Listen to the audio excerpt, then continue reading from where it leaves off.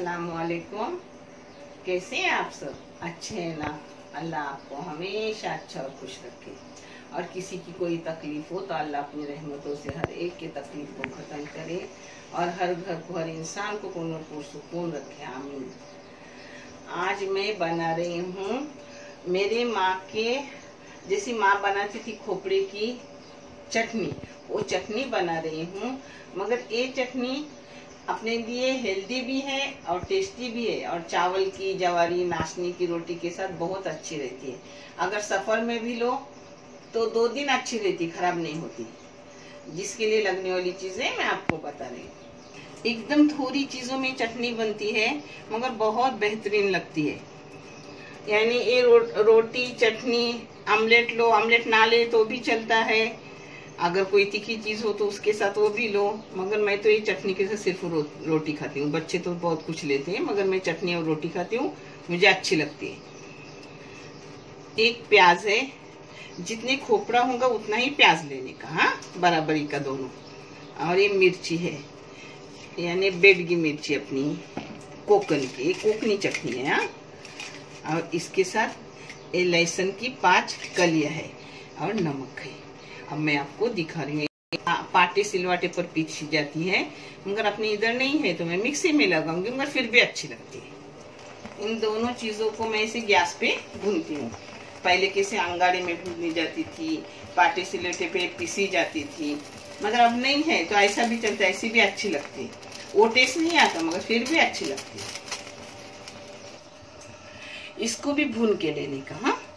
ये देखो भूनने रखी हूँ, बारीक गैस पे सब भूनती हूँ। बारीक गैस से भूनने के बाद अंदर से पक्का हो जाता है वो।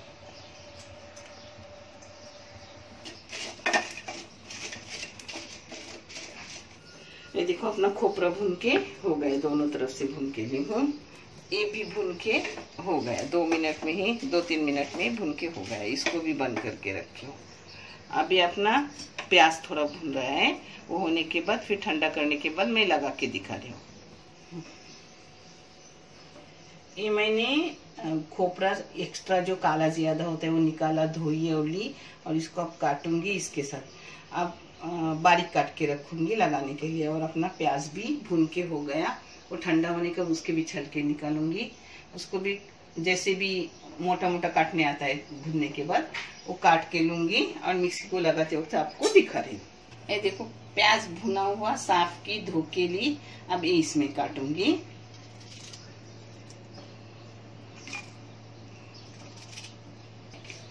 ये देखो इसमें हस्बे जायका नमक डालो।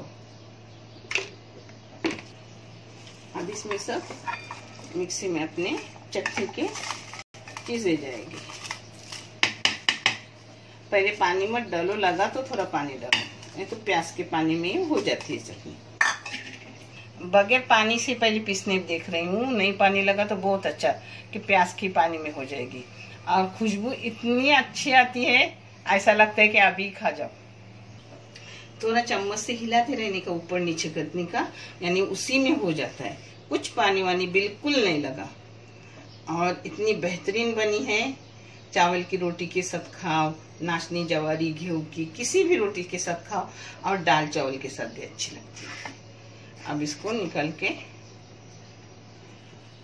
इस चटनी के साथ मैंने कोलम सुकट की हूँ, वो भी मैं आपको दिखाऊंगी। रोटी चावल की और अंडे, मगर अलग अलग रेसिपी डालने का कारण क्यों कि बड़ा वीडियो होता है ना, और बड़ा वीडियो होने के बाद अच्छा नहीं लगता आप लोगों को देखने।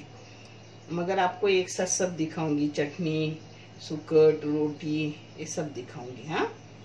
अच्छे रहो, खुश रहो, अल्लाह आपको हमेशा आबाद रखे, और आपके घर को खुश व खुर्रम हमेशा हमेशा रखे। आमीन।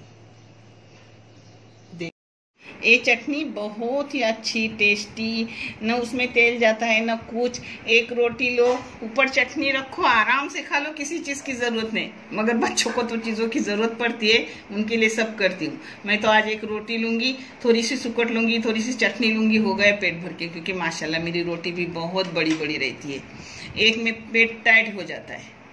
अच्छे रहो, खुश रहो, देखने के लिए बहुत सारा जज़ा। शुक्रिया। अल्लाह हाफिज।